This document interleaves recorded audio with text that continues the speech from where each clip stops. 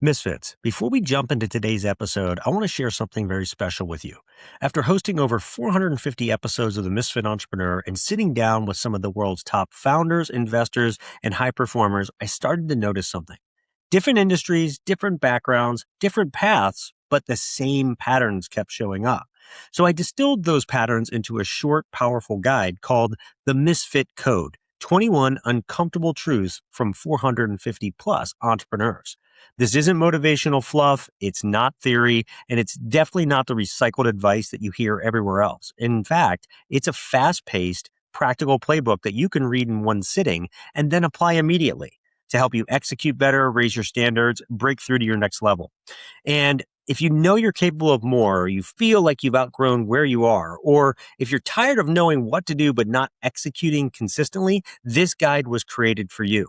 You can download it for free right now by going to misfitentrepreneur.com/truths. That's misfitentrepreneur.com/truths. Grab the guide, read it in one sitting, and then come back and work through one misfit truth per day. All right, with that said, let's jump into today's episode. Hello, Misfit Entrepreneurs. This is Dave Lukas, and welcome to another episode of the Misfit Entrepreneur, where it is our job to help you unleash your inner misfit and break through to higher levels of success, wealth, and fulfillment by bringing you the best insight and information from the world's top entrepreneurs, with a specific focus on their misfit side, the specific traits, habits, and secrets that have allowed them to thrive and succeed. As a reminder, if you're new to watching us on our YouTube channel, hit the subscribe button below. Give this video a like, comment as well. We do our best to respond to all comments as timely as possible. This week's Misfit Entrepreneur is Vick Tipnes. Vick is a self-made entrepreneur, investor, author, and mentor, best known as the founder and CEO of Blackstone Medical Services, one of the largest providers of home sleep testing in the United States, and a company that's made the Inc. 5000 list 5 years in a row. What makes Vick's story especially compelling is where it began. At one point, he had just $78 in his bank account and was facing enormous personal challenges.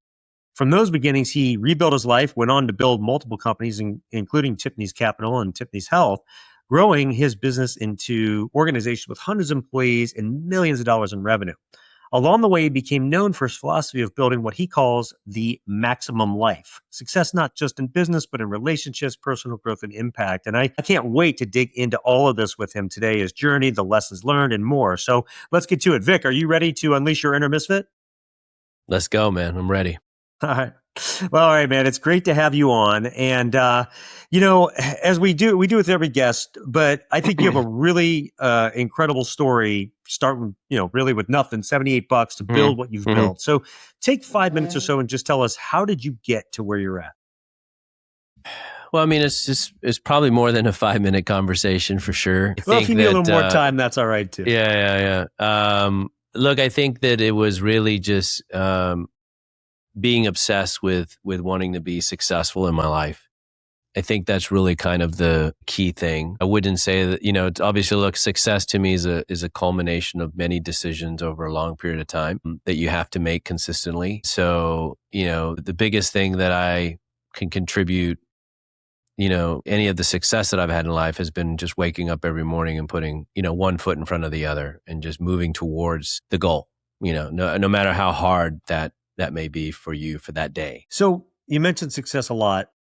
Mm-hmm.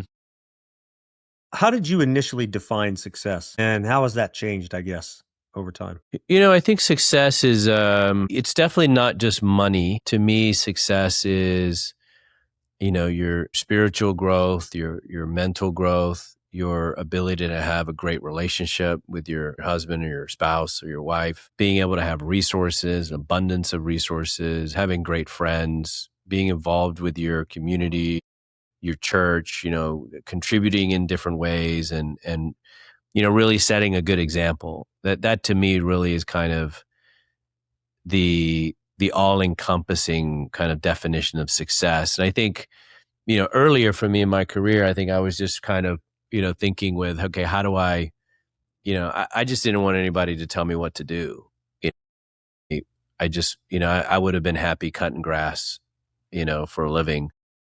I think that was kind of my immediate goals of success was, okay, how do I get in a position where, someone can't tell me what to do. And then that kind of evolved as I kind of grew as a man, it evolved.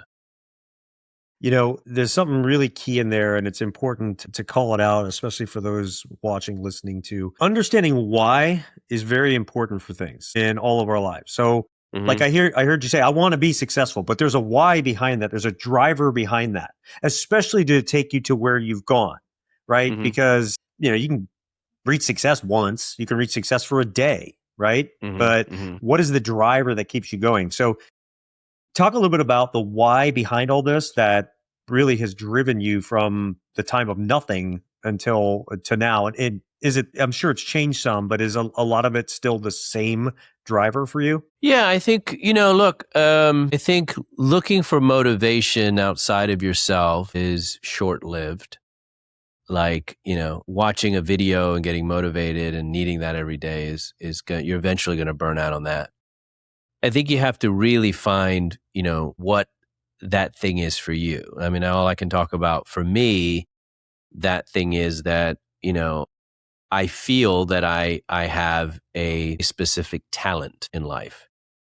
And so not using that talent to the best of my abilities, right? Like if you believe in God or don't believe, it came from somewhere, right? I believe in God. I believe, look, I got this from somewhere. And so for me, it's okay, if I've been given this ability, to communicate to people, and I have a certain level of drive and ambition to want to have a better life, to not use that is kind of a slap in the face to your creator or yourself. So for me, if I know that I can do better, I'm going to move heaven and earth to do better. And so, that to me is the thing I'm chasing every day. Like, okay, well, can this be better? Can your life be better? Could you have a better this or a better that? Are you capable of more? And if the answer for yourself is yes, then I think you have a duty to then go chase that, right? Yeah, I think that's a great anchor to it. I talk a lot on the show. Most people won't get what they want because they don't know what they want. And they don't know what they want because Yeah, they never most people sat don't down know and what they even want. asked themselves Most what they people don't want. know what they want. Yeah.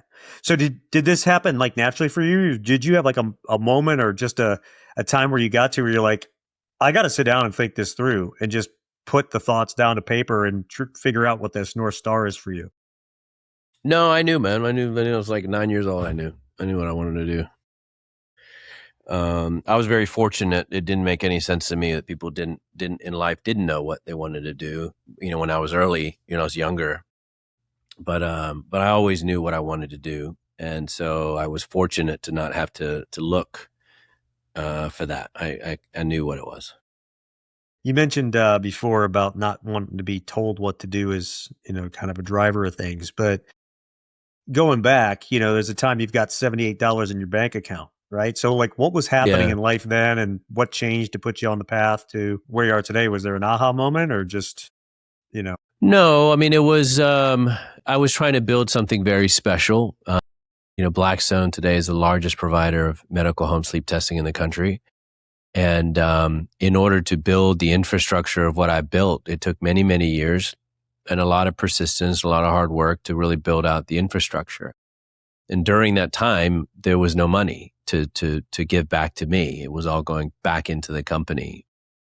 It was a period of time my receptionist was making more money than me. 10 years ago, I was making $800 a week. My viewpoint on life was the long game. Could I have stopped doing that and made money? Yeah, sure. I mean, I'm not an idiot. I can go out and make a living. So it's like, all right, what am I trying to accomplish here? And so what I was trying to accomplish was something worthwhile. And there's a saying, everything worthwhile in life is uphill. So, it was like, all right, this is the journey. This is what I got to do to get to where I want to be. Misfit Entrepreneurs, people that watch the show, listen to it regularly, have heard me say, probably sick of hearing me saying over the years that you got to play the long game. The long game is where it's at. Because Yeah. even if you're not as talented, not as good, you'll outlast the competition, even playing the long game. Yeah, absolutely. Yeah, and we get these examples of like these unicorns and stuff that like, seemingly hit it big overnight, but really, I think Tony Robbins had the quote, but you're ultimately praised in public for everything you've done in private for many years. And most people underestimate or overestimate what they can do in a week and underestimate what they can do in a year. And so Yeah. the long game's where it's at. Mm-hmm. What's the revenue on Blackstone now? How big are you guys? Can't 10 years say, later. but it's So in that respect, though, all right, so you've grown this thing, obviously hundreds of employees and very large. yeah. We have over 600 employees. Yeah. Yeah. So you started a small operation. Like you said, at one point, your assistant or secretary was making more than you. Talk about building it, right? What were the things that allowed you to gain traction, grow this thing? What were some of the key things that you found to build a large business, not just a small business or S businesses like Robert Kiyosaki would say? What Yeah. was it that made that transformation for you? Well, I think every entrepreneur's got to focus on two things. I think the first thing is they want to build a business that doesn't revolve around themselves, right? Like you want to create a corporation, you want to create an enterprise, not a solopreneur business. The solopreneur business is not a scalable business. So that's the first thing. You got to not build the business around you. We have, tens of thousands of physicians that refer their patients to us in 48 states. I don't talk to any of them, right? I don't have the privilege of talking to any of them. There's too many people. And so the number one thing that I focused on was, okay, how do I build this outside of myself, right? Because you don't want to be the guy, number one. And then number two was, how do I, every day when I'm going to work, add value to the company? Like, every dollar that you spend should be spent in, does this add value to the enterprise or not?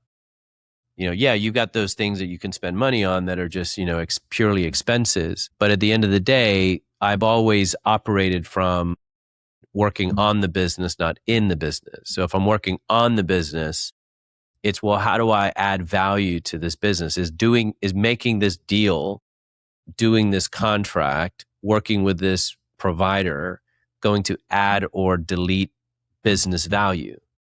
And if the answer to that is it doesn't add value, I probably wouldn't do it, right? Is there a point when you were building where, like, you're working on this model, you're building it so that it works without you, obviously systems, its structure, all that stuff. Is there a point where, like, there was a tipping point? What did that look like if there was, where it just, Yeah, I hit? mean, I think, in 2019, I think our biggest competitor went out of business. That was a tipping point. I think the other tipping point was COVID. A lot of people wanted to then be tested in the home and not have to go to a hospital or a sleep lab to get a test. So that was a big driver, right, in the industry. And then obviously, insurance companies prefer not to have a patient go to the hospital because there's a higher rate or, higher expense in doing that. So we are the preferred option because it's done in the comfort of your home. You can't beat that. For context of for the audience and stuff, just talk a little bit about what the product is, what it does, what the benefit to the customer is. Yeah. So traditionally, if you need a sleep test, you have to go to the hospital and you have to stay overnight in the hospital. I don't know if you've ever had a sleep test or not, but No, I you haven't. have to go to the hospital and you have to get hooked up to all these wires and you have to sleep there. And it's this whole deal. We have a technology that's size of like an Aura ring. If you're familiar with the Aura rings that you see people, they wear them usually on their index finger.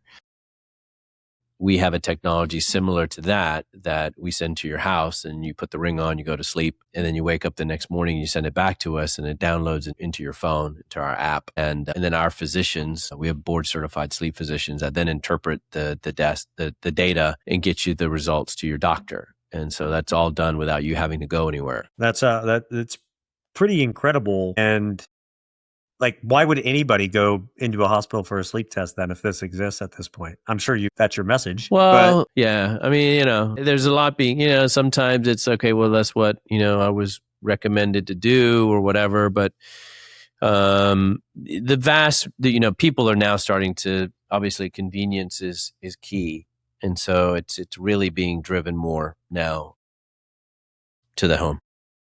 yeah, it looks like you were probably early, but then the trend and the tide came in and you're kind of riding that at this point, right? What Mhm. is always when I've built all my businesses a bit very similar to you, building them so they can be run without me, building them so, running them like I'm going to own them forever, but building them to be sold if that came along. But I've always kind of had this healthy paranoia where I'm like kind of one eye just over the back of my shoulder here, just making sure, can't get too, you got to stay humble, can't get too confident, even when you're killing it. Like, so what, how do you keep it going? Like in your eyes, what is it that you look at and you go, man, what do we got to do to like keep our momentum going, keep riding this wave, stay at the forefront? And I'm asking that because it's like, what are those principles that you adhere to? Because I think others could use the same. I mean, I think for me, look, it's a game that you're playing. You know, to me, it's the potential. Like, well, how big could it be? How much more successful could you be? And how many more people could you help? And all of that.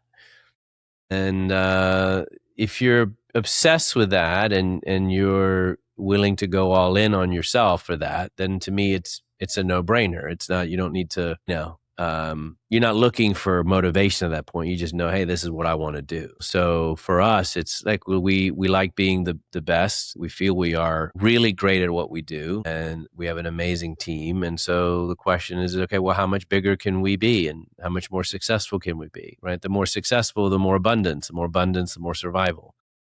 So, we want to help our family and our friends and our employees and everybody that we can. But you can't do that if you're struggling in life, right? So nothing in this universe stays the same. It's either decaying or growing. Nothing stays the same. So you got to make a decision. If you're not going to grow, the decision will be made for you, and it won't be a good one, right? So you have no choice, really. You can't just say I'm going to tread water, because it doesn't. It's a physical universe You'll law. sink. Doesn't work.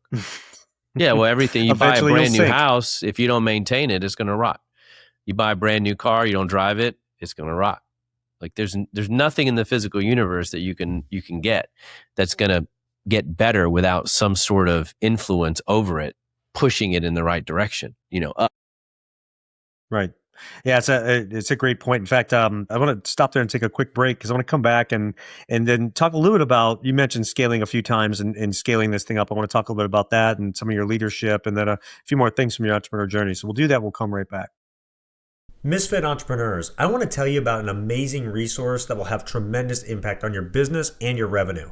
I have used this solution in multiple businesses and it has made an incredible difference. Let me start by asking you something. Do you know how much it costs your business when just one salesperson doesn't step up to deliver? Do you really know? The cost can easily exceed 6 figures for just one bad hire, not just from the time, effort, and resources in hiring them, but from the lost business and downtime as well, as you have to go find a new salesperson and everything surrounding that. And the last thing any growing business can afford is to have a failed hire, especially in sales, the revenue driver for the company. But what if there was a way to know someone checked all the boxes of a great sales hunter and closer before you ever hired them? That's the solution that I found from a company called Sales Drive. They have created a solution called Drive Test. It's a powerful hiring tool that separates high-performance salespeople from pretenders by measuring the most critical personality trait needed for success in sales: drive. Drive is composed of 3 non-teachable traits shared by all top producers: the need for achievement, competitiveness, and optimism. And knowing who has drive before the interview dramatically increases your chances of selecting salespeople who will produce for you while avoiding those costly bad hires. I've used the solution and it works. In fact, it works so well, I've referred them to every company that I work with. And they've created a very special offer so that you can try them for free as well. You can get a free drive test assessment today at www.misfitentrepreneur.com/sales drive. That's misfitentrepreneur.com/sales drive, all one word. Start using the drive test in your hiring and never hire a bad salesperson again. Okay, so Vic, you mentioned scaling, and obviously this is where the rubber meets the road for businesses. This is where the rubber meets the road for being a self-employed business where it's dependent on you versus a business that can continue to grow and be bigger, better and everything without you as the Yeah. founder, if you Yep. so choose. So, like, what's the framework that you've found that works really well that to build and scale a business like Blackstone? I guess what's your advice to go from like an owner dependent organization to that business that doesn't need the owner, right? So what are the top Yeah. things that you can do? Top things, you got to hire great people, and you got to be willing to spend the money. You really do. You gotta find the best of the best. You got to find A players, and the more A players you have, they'll want A players. They won't want B and C players, and kind of a unique thing that happens is then when you try to bring in a B or C player, the A players push them out. So you really got to have A players. And a good rule that I've always kind of applied in business is if I'm managing a company and I hear a lot of noise from a department, regardless if the noise is getting handled or not, is irrelevant. What I mean by that is you have a sales department, for example, and all you hear is noise and then noise about this, noise about that. And then supposedly the manager handles the noise and there's more noise. My general rule of thumb is when I hear noise, I remove the manager because you shouldn't hear noise, right? Noise is a symptom of a poorly run division or department. It's not a good symptom. It means that there's a person or persons in the department that are not doing what they should be doing. And so then it thus is creating noise. And so, I've in the past not applied that, in the early days. And I was like, oh no, but they mean well and they're doing the best they can. No, the reality is they didn't have the ability to actually handle the traffic and they didn't have the ability to handle the employees. Thus it created all this noise and there was always this dramatic thing happening with that department or division. So you have to really apply that and the only way that you can manage that correctly is having the right people. And if you got I'm talking about really competent people, like you got to have really great people that don't need you. Yeah, that are better than you in those, much better than you in those areas. Absolutely. They need to be better than you in those areas for sure. For sure. Absolutely. 100%. So from that aspect, it's finding those people and doing everything to keep them and let them run it. Give them the resources, make sure that they have the autonomy to handle within a framework that you feel comfortable and let them run it and don't mess with their execution. Just let them do it. Now, this idea of you shouldn't get involved as a founder, what I'll say to that is, look, as the founder, you have certain things that probably you could do better than anybody else because you probably have done it longer and you know more about it than anyone else. So in those aspects, I embed myself without asking. I don't need to ask. So I embed myself, but it's few and far between, because I have such great leadership. And because I have such great leadership, I don't have to get involved. I mean, we have 600 plus employees in 2 countries and we have several offices, Tampa, New York, Washington, DC, Medellin, Colombia, office in Texas. So we've got offices all over the place and we got a lot of employees, but I talk to 6 people. Yep. I talk to 6 people and that's really it. That's who I talk to. Obviously, when I'm walking around, I talk to a bunch of people, but the 6 people on a daily basis is probably the max you'd want to talk to. Yeah, and that's how it has to be. There's no way you can do. I mean, otherwise you're just inserting yourself into each of these departments, divisions, and all that stuff. It's their job to do that, and that's the tough thing for entrepreneurs is letting go of those things. Like you said, insert where it makes sense, but even then, there's a balance to that. Empowering those people to do it and letting them figure it out too. I've always said I'd rather you ask for forgiveness than permission with my you got to let people make mistakes, and as long as it's within a framework, it's fine. Yeah, exactly. You mentioned leadership several times, and I and people, and I agree. Like, no matter what systems you have, if you don't have great people to run them, it doesn't matter. So, anything unique that you do in your hiring process, and then as an aside from that, what are 2 to 3 of the leadership qualities you value most in those 6 or the people you hire? So I think from a hiring perspective, we don't do testing and all that stuff. We've done all that, tried all that. It doesn't work. We hire fast and we fire fast. And we have a great framework for people to learn. We have a training facility, and we bring people in and we train them, and we let them flourish, and we provide the right environment for them to do that. And that's really how we do it, because everyone's going to tell you what you want to hear in an interview. So, we just hire fast and we fire fast. So you can either do it or you can't. And that's just been our philosophy, and it works. And the last thing, what I'll kind of, say and kind of end off on leadership, 'cause I know we're running out of time, is, the whole culture of the companies is set by the top. And it's not just the CEO. It starts with the CEO, but it's also the COO and all the chief executives and everybody. It kind of, waterfalls down. And so you've got to really make sure, in my opinion, I think one of the best traits of leadership is to be nice. And I know that may sound simple, stupid, but yes, you got to have vision, and you got to have tenacity and all of that stuff. But at the end of the day, you got to be nice. And if you're not nice and you're not a nice person, that kind of waterfalls down, and your executives around you are not so nice. And then you kind of create this, asshole culture that isn't really a great breeding ground for success.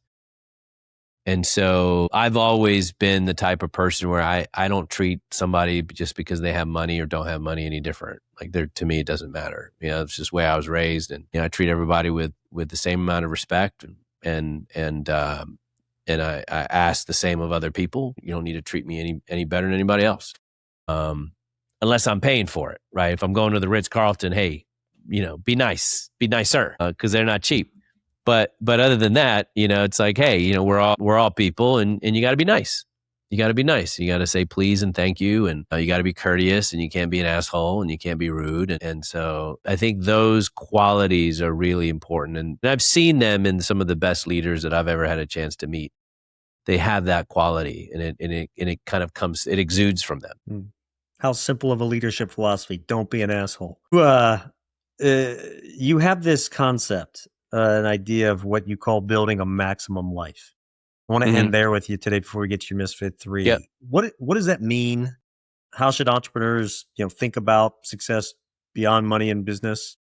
Tell us about it.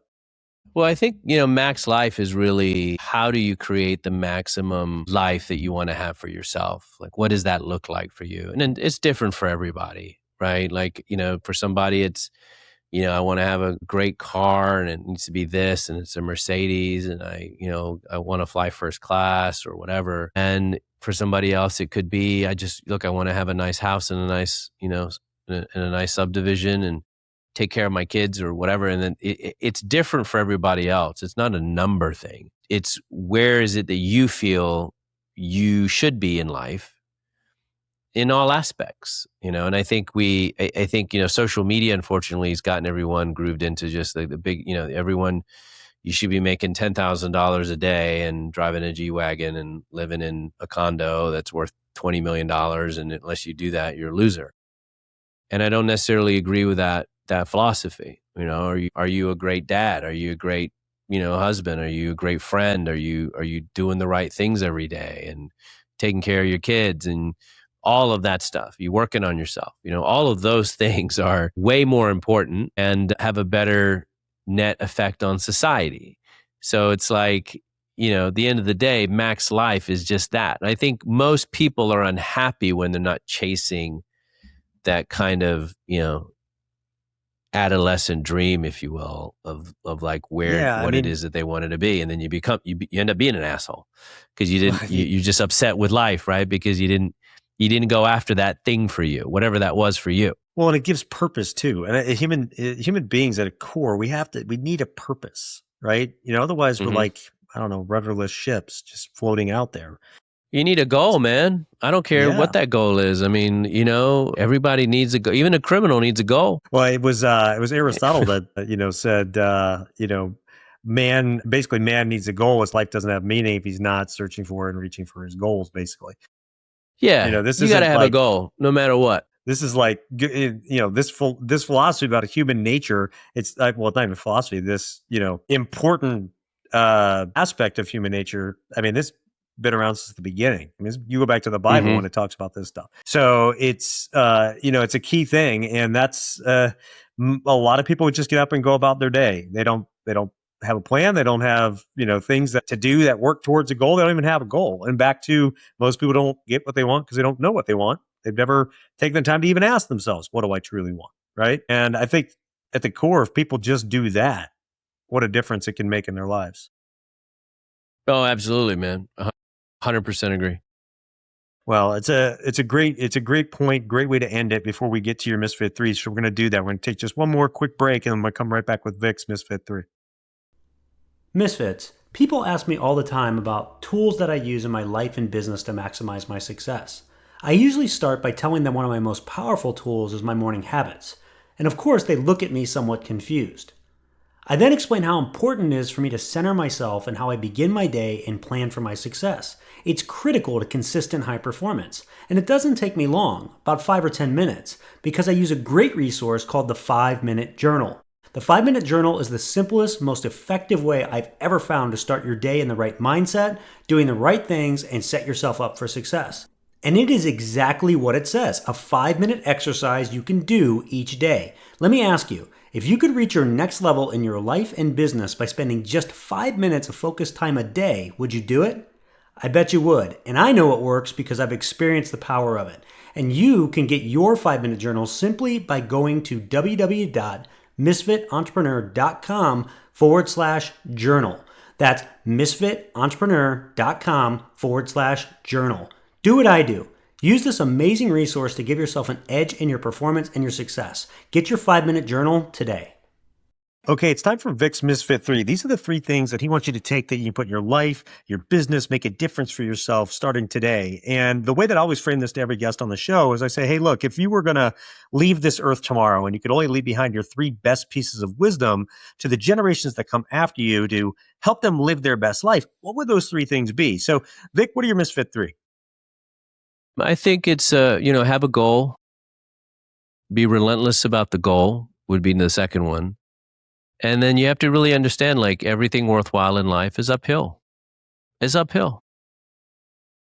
I love it. It is what it is. It's not just going to happen because you dream it. You got to be willing to put in the work and sacrifice for it. But, everything easy is downhill. Yeah, set the goal and enjoy the journey uphill, honestly. Mm-hmm. That's some of the best part. If people do want to learn more about you or about your different businesses, where should they go? Well, I'm easy to find online at Vick Tipnes. It's my handle, Instagram, TikTok, Facebook, everywhere, YouTube, you name it. Threads, this, that, whatever. I'm there. So Perfect. We'll throw me. a few links to those in the show notes of the episode. These best show notes in the business for reasons I'll talk about more in a second. But first, for those of you that are new to the Misfit Entrepreneur, it's your first episode with us, welcome. Thank you for spending time with us. And it's great to have you. I hope you become a regular listener and subscriber. And for all of you that are with us week in and week out, I cannot thank you enough for your support of the show. You are what makes this go each and every single week in over 100. Thank you, thank you, thank you. And make sure and go out and check out the show notes for this episode. They are the best in the business. Why? Because I do them myself. As part of just my personal growth routine, my goals, I go back through these episodes and I pick the top things that I'm taking away, those habits and the different insights and things that I think are really worthwhile. And I share those with you. So go check those out. And then go out and give this episode a rating and review. Like and comment on it. Help share Vick's message, because we all know, and I say this in every episode, one great episode can change someone's life. Maybe something that Vick shared today was that missing link that you were looking for to get to your next level. So share this with others. And again, Vick, thank you so much for coming on, sharing your wisdom and insight today. Thank you, man. Thanks for having me. Really appreciate it.